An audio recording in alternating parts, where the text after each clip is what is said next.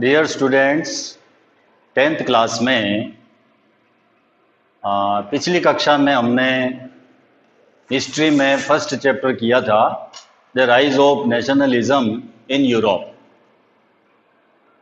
उसी में हमारा जो चैप्टर 3 है, उस चैप्टर 3 को आज हम करने जा रहे हैं। चैप्टर नेम है नेशनलिज्म इन इंडिया।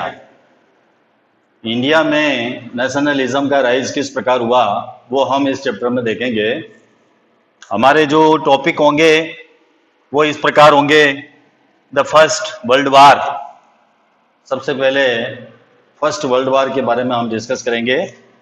सेकंड जो हमारा टॉपिक होगा खिलाफत मूवमेंट, जो खिलाफत मूवमेंट चलाया गया था उसके बारे में भी हम डिस्कस करेंगे। Next non cooperation movement, non cooperation movement के बारे में पढ़ेंगे। एंड द आइडिया ऑफ सत्याग्रह, इसके अलावा सत्याग्रह के बारे में भी हम डिस्कस करेंगे। तो चलते हैं अपने टॉपिक के ऊपर डिस्कस करते हैं। The nationalism in India. Nationalism in India, Bharat में राष्ट्रवाद। नेशनलिज्म का राइज इंडिया में किस प्रकार हुआ वो हम इस चैप्टर में देखेंगे। एज यू हैव सीन, जैसा कि आपने सीन कर लिया है, आपने देख लिया है, modern nationalism in Europe come to be associated with the formation of national states. जैसा कि आपने देखा था, यूरोप में मॉडर्न नेशनलिज्म के साथ ही नेशनल स्टेट्स का भी राइज हुआ था, ये आपने देखा। It also meant a change in people's understanding of who they were and what defined their identity and sense of belonging. It also means, इसका मतलब क्या है, इसका जो मीन्ट है, इससे अपने बारे में लोगों की समझ बदलने लगी। Change in people's understanding, people's की अंडरस्टैंडिंग बदलने लगी कि हु दे वर, वे कौन है, and what refined their identity, और उनकी पहचान किस बात में है, एंड सेंस ऑफ बिलोंगिंग, और ये जो भावना है, ये भावना उनकी बदल गई। सेंस ऑफ बिलोंगिंग की जो भावना थी उनकी, वो चेंज हो गई। न्यू सिंबल्स एंड आइकन्स, नए प्रतीक और नए चिन्ह, न्यू सॉन्ग्स, नए गीत, and ideas forged new links, और इसके अलावा नए विचारों ने नए संपर्क स्थापित किए, नए लिंक्स उन्होंने स्थापित किए। And redefined the boundaries of communities, और इसके अलावा समुदायों की सीमाओं को उन्होंने रीडिफाइंड किया, नए तरीके से उन्होंने परिभाषित किया। इन मोस्ट कंट्रीज, ज़्यादातर देशों में, the making of this new national identity was a long process. इस नई राष्ट्रीय पहचान का निर्माण एक लंबी प्रोसेस के द्वारा हुआ। How did this consciousness emerge in India. अब हम देखते हैं कि हमारे देश इंडिया में ये कॉन्शियसनेस किस तरह पैदा हुई, ये हम देखते हैं। हमारे इंडिया में ये कॉन्शियसनेस कैसे आई, ये चेतना किस तरह पैदा हुई, हम देखते हैं। In India, as in Vietnam and many other colonies, the growth of modern nationalism is intimately connected to the anti colonial movement. Vietnam और जो दूसरी मैनी अदर कॉलोनीज थी, उन्हीं की तरह इंडिया में भी आधुनिक राष्ट्रवाद के उदय की जो घटना थी वो कॉलोनिज्म, एंटी कॉलोनिज्म मूवमेंट के रूप में हुई। यानी ये घटना जो थी ये उपनिवेश विरोधी आंदोलन के साथ जो है चालू हुई, या इससे ये गहरे प्रकार से जुड़ी हुई थी। The sense of being oppressed under colonialism provided a shared bond that tied many different groups together. औपनिवेशिक शासकों के खिलाफ संघर्ष के दौरान लोग आपसी एकता को पहचानने लगे। But each class and group felt the effect of colonialism differently.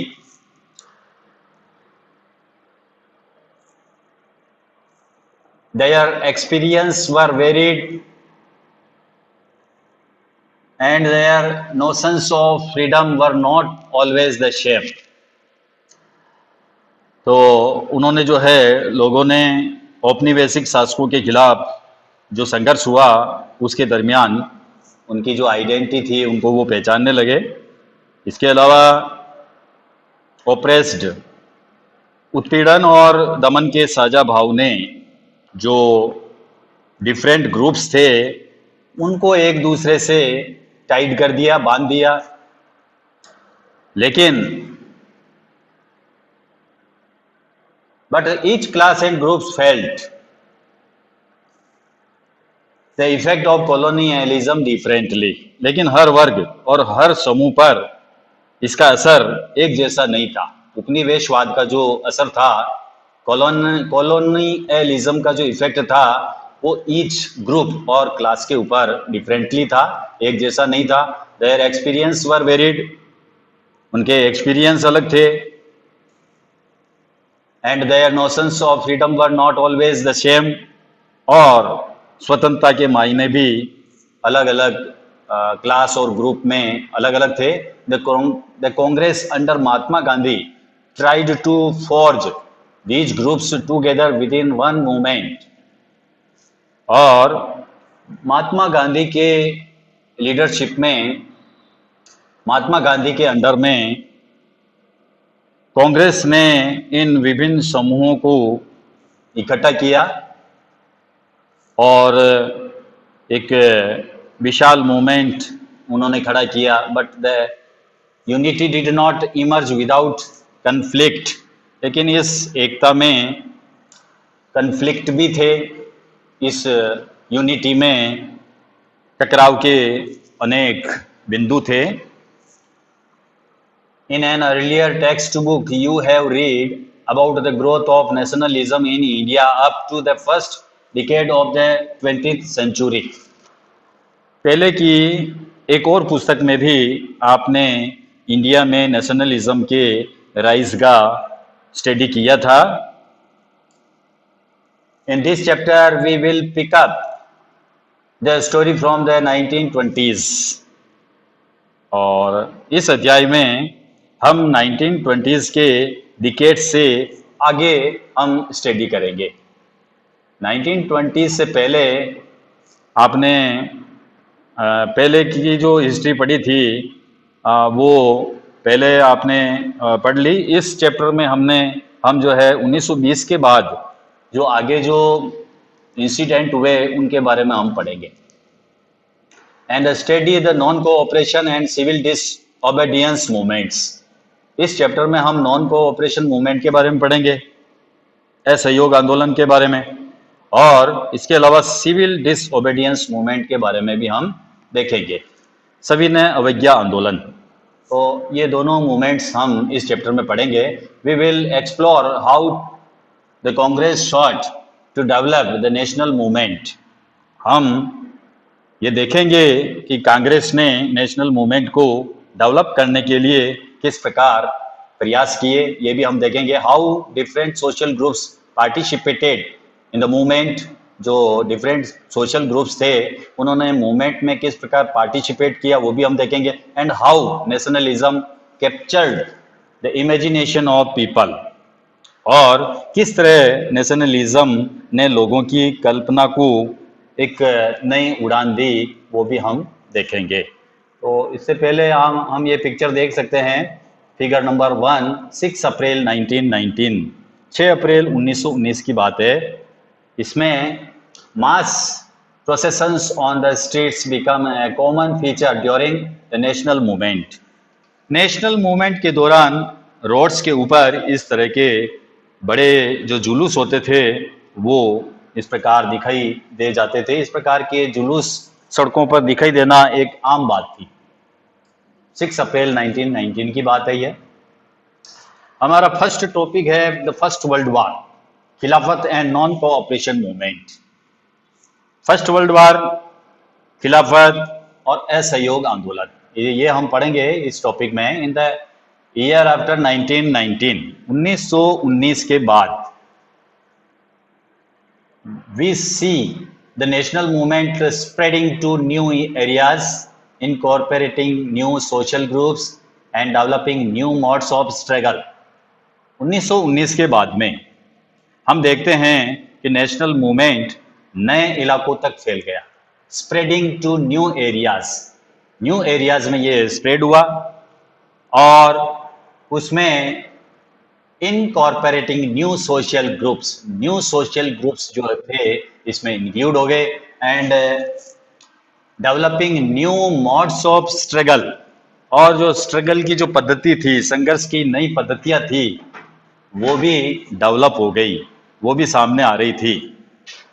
How do we understand these developments? हम इन डेवलपमेंट्स को कैसे समझ सकते हैं, इन बदलावों को हम किस प्रकार समझ सकते हैं? What implications did they have? उनके क्या इम्प्लीकेशंस हुए, क्या परिणाम हुए, ये भी हम देखेंगे। फर्स्ट ऑफ ऑल, सबसे पहले हम देखते हैं the war created a new economic and political situation. जो वर्ल्ड वार हुआ था उसने new economic and political situation को क्रिएट कर दिया था। जो फर्स्ट वर्ल्ड वार हुआ था उसने एक नई आर्थिक और राजनीतिक स्थिति पैदा कर दी थी। इसने क्या किया? It led to a huge increase in defence expenditure which was financed by war loans and increasing taxes. तो ये जो फर्स्ट वर्ल्ड वार हुआ था इसका क्या परिणाम हुआ?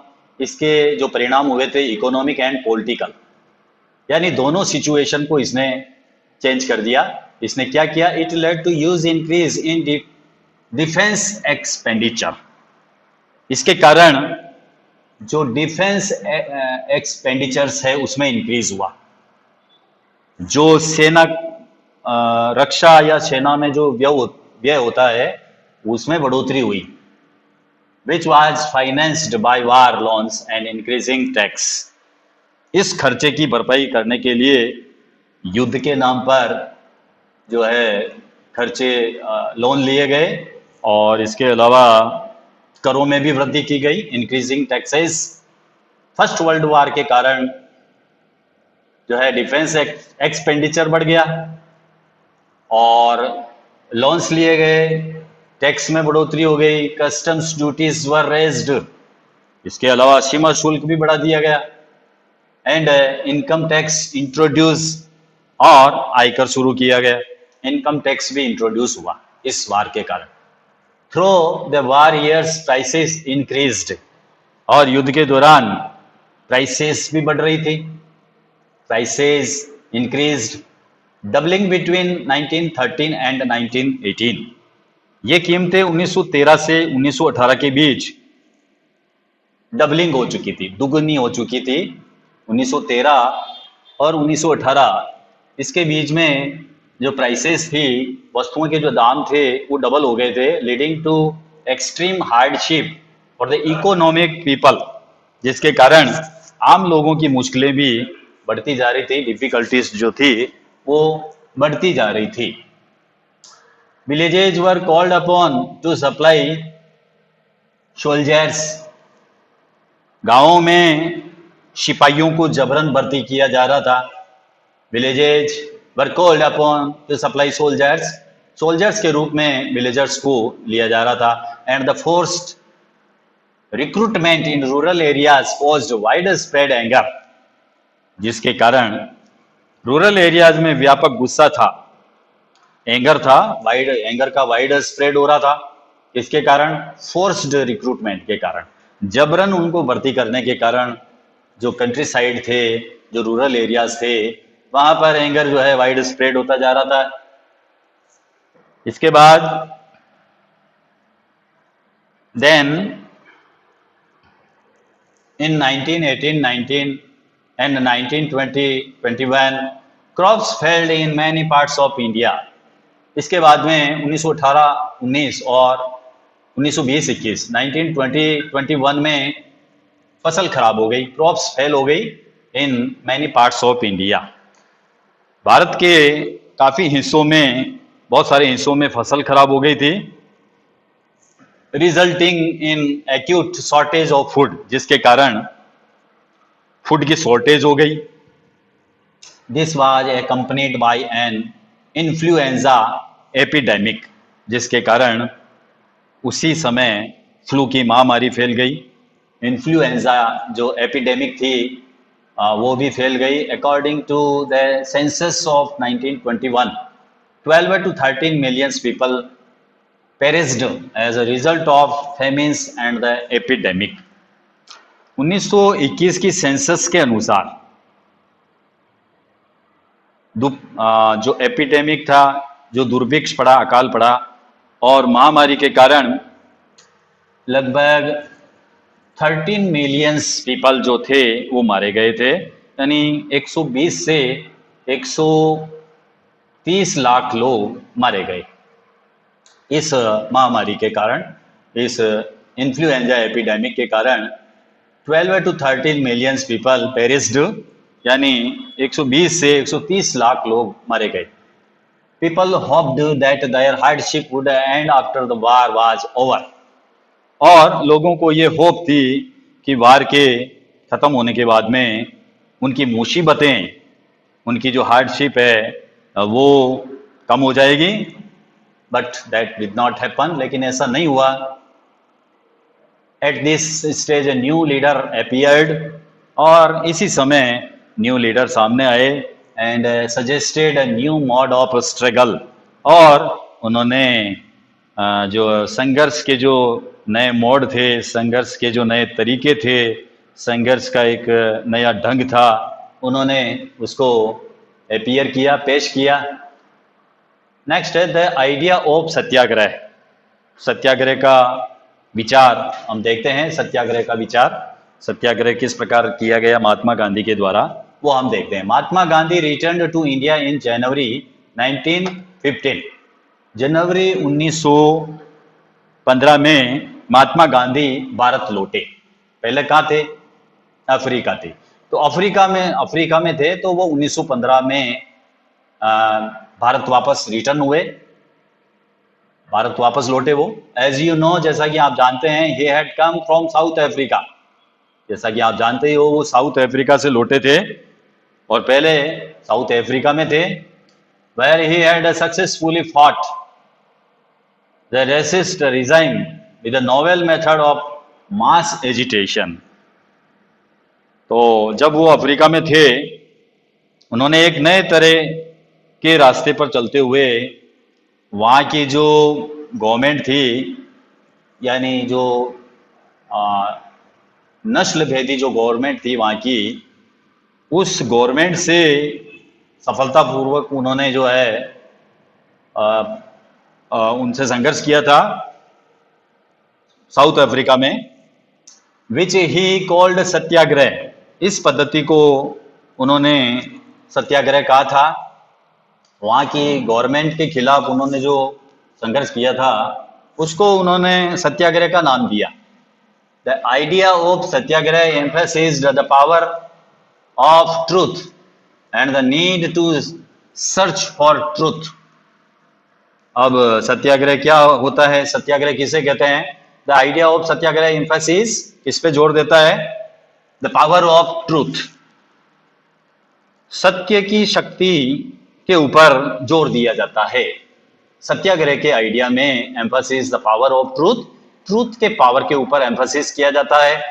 And the need to search for truth, और इसके अलावा सत्य की खोज के ऊपर एम्फेसिस किया जाता है। एक तो सत्य के ऊपर, सत्य की जो पावर है, ट्रूथ की जो पावर है, और इसके अलावा सर्च फॉर ट्रूथ, दो इसमें वर्ड है, power of truth and search for truth.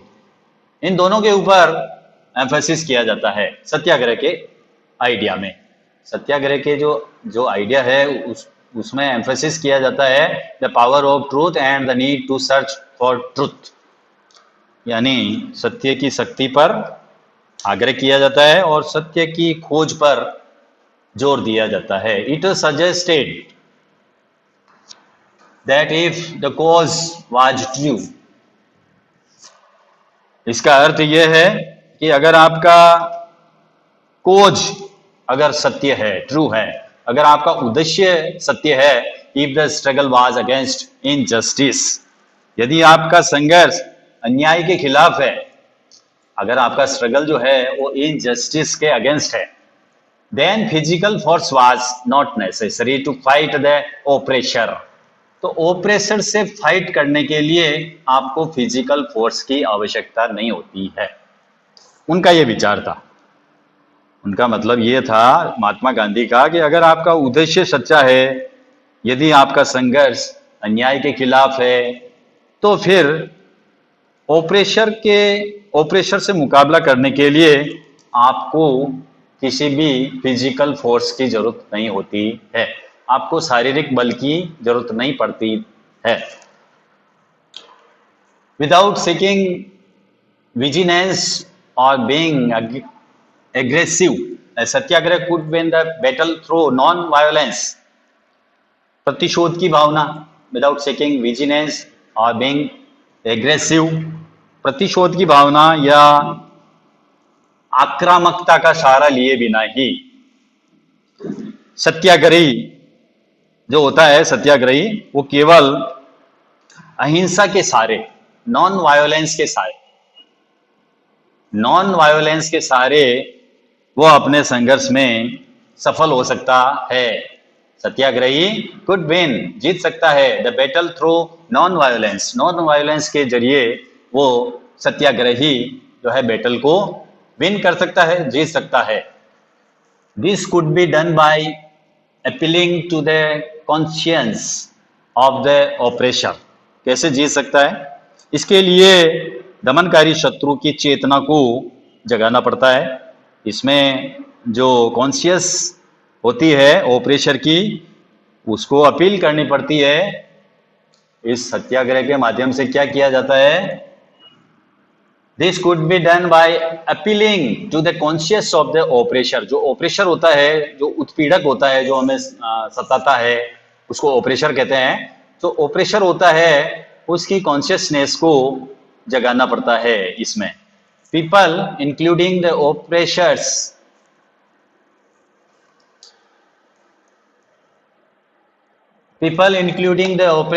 had to be persuaded to see the truth instead of being forced to accept truth through the use of violence. People, including oppressors, had to be persuaded to see the truth. उत्पीड़क या ऑपरेशर enemy को ही नहीं बल्कि सभी लोगों को हिंसा के जरिए सत्य को स्वीकार करने पर विवश करने के बजाय सच्चाई को देखने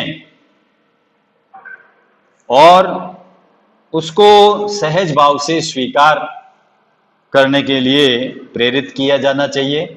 Had to be persuaded to see the truth instead of being forced to accept the truth through the use of violence, बिना वायोलेंस के।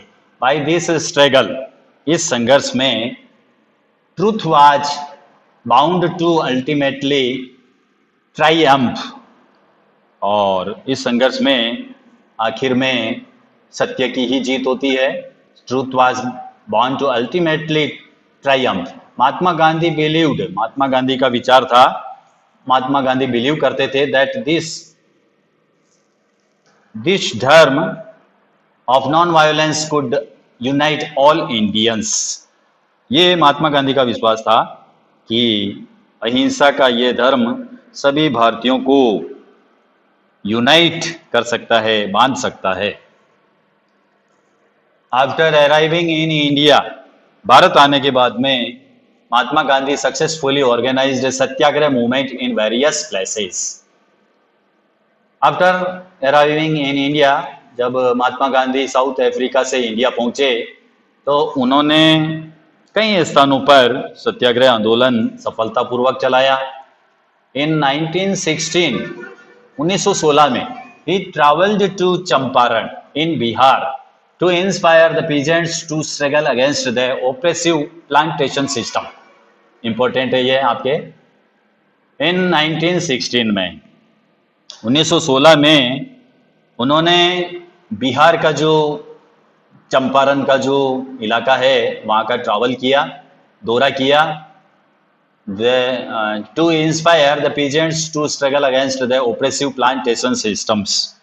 और ऑपरेसिव प्लांटेशन सिस्टम्स के खिलाफ किसानों को संघर्ष के लिए उन्होंने प्रेरित किया, इंस्पायर किया. ये इंपॉर्टेंट आपके. महात्मा गांधी चंपारण क्यों गए, कब गए, किस लिए गए, इस प्रकार के क्वेश्चन आपके बन सकते हैं. तो 1916 में गए, उन्होंने ट्रैवल की. कहाँ की? बिहार, इन चंपारण. क्योंकि to inspire the peasants to struggle against the oppressive plantation system. उन्होंने इंस्पायर करने के लिए ट्रैवल किया. जो ओप्रेसिव प्लांटेशन सिस्टम्स है उसके अगेंस्ट पेजेंट्स को इंस्पायर करने के लिए उन्होंने 1916 में चंपारण का ट्रैवल किया. देन इन 1917 और उसके बाद में 1917 में he organized a satyagraha to support the peasants of the Kheda district of Gujarat. और इसके बाद में यानी 1916 के बाद में 1917 में एक साल के बाद में वो कहाँ गए? वो गुजरात में गए. कहाँ गए? खेड़ा डिस्ट्रिक्ट में. Kheda district of Gujarat. उन्होंने गुजरात के खेड़ा जिले के जो पेजेंट्स है उनकी मदद के लिए सत्याग्रह का आयोजन किया. ही ऑर्गेनाइज्ड सत्याग्रह का ऑर्गेनाइज किया to support the peasants. Peasant को सपोर्ट करने के लिए. कौन से पीजेंट्स थे? कहाँ के थे? Kheda district of Gujarat. गुजरात का जो खेड़ा डिस्ट्रिक्ट है और वहाँ के जो पीजेंट्स है उनको सपोर्ट करने के लिए उन्होंने सत्याग्रह का ऑर्गेनाइजेशन किया इन 1917 में. तो ये बातें आपके मैप में आ सकती है कि 1916 में जो उन्होंने मूवमेंट चलाया था वो कहाँ चलाया था, ये मैप में पूछा जा सकता है. तो आपको चंपारण इन बिहार पढ़ना है, उसमें फील करना है. फिर आपके ये आ सकता है कि सत्याग्रह का जो ऑर्गेनाइजेशन किया था पीजेंट्स को सपोर्ट करने के लिए खेड़ा मूवमेंट जो उन्होंने चलाया था वो 1917 में चलाया. तो खेड़ा डिस्ट्रिक्ट इन गुजरात नहीं आएगा आपके, केवल लिखा हुआ आएगा जो सत्याग्रह मूवमेंट था 1917 में. उसको आपको लोकेट करना है मैप में और उसको फील करना है. तो वो आपको खेड़ा डिस्ट्रिक्ट ऑफ गुजरात में आपको फील करना. तो दोनों इंपॉर्टेंट है. 1916 में बिहार गए थे और 1917 में वो खेड़ा डिस्ट्रिक्ट गुजरात में उन्होंने ट्रैवल किया था, दौरा किया था महात्मा गांधी ने. तो ये दोनों जो ईयर है ये ईयर आपके इंपॉर्टेंट है 1916 and 1917. Affected by crop failure and a plague epidemic the peasants of Kheda could not pay the revenue. अब वो जो वहाँ गए थे खेड़ा महात्मा गांधी, तो उन्होंने किस बात के लिए उनको इंस्पायर किया? एक तो अफेक्टेड बाय क्रॉप फेलर, फसल खराब होने के कारण एक तो, एंड ए प्लेग एपिडेमिक, और प्लेग महामारी के कारण the peasants of Kheda could not pay the revenue. किसान लगान चुकाने की स्थिति में नहीं थे. And were demanding that revenue collection be relaxed, और वो चाहते थे कि लगान वसूली में उनको डील दी जाए, रिलैक्स किया जाए. In 1918 Mahatma Gandhi went to Ahmedabad to organise satyagraha movement amongst cotton mill workers. तो तीनों आपके ये जो डेट आई है 1916, 1917 एंड 1918, ये आपके मैप में पूछा जाता है. तो 1916 में उन्होंने बिहार का दौरा किया, 1917 में खेड़ा डिस्ट्रिक्ट ऑफ गुजरात का दौरा किया, और 1918 में वो कहाँ गए? अहमदाबाद. अहमदाबाद में क्यों गए? Mahatma Gandhi went to Ahmedabad to organise a satyagraha movement amongst cotton mill workers. जो कॉटन मिल वर्कर्स थे उनके बीच उन्होंने सत्याग्रह मूवमेंट चलाने के लिए वो अहमदाबाद गए. तो स्टूडेंट्स, आज की हमारी ऑनलाइन क्लास में हमने हिस्ट्री चैप्टर किया था जिसका नेम था नेशनलिज्म इन इंडिया. भारत में राष्ट्रवाद का उदय किस प्रकार होता है, इसमें हमने इन टॉपिक्स का स्टडी किया। द फर्स्ट वर्ल्ड वार, खिलाफत मूवमेंट, ये अभी आया नहीं आपके, खिलाफत मूवमेंट अब आएगा आपके। नॉन कोऑपरेशन मूवमेंट अब आएगा। द आइडिया ऑफ सत्याग्रह, ये हमने इस क्लास में डिस्कस किया था, इसके बारे में। मिलते हैं नेक्स्ट क्लास में एक न्यू टॉपिक के साथ में। Thank you, have a nice day.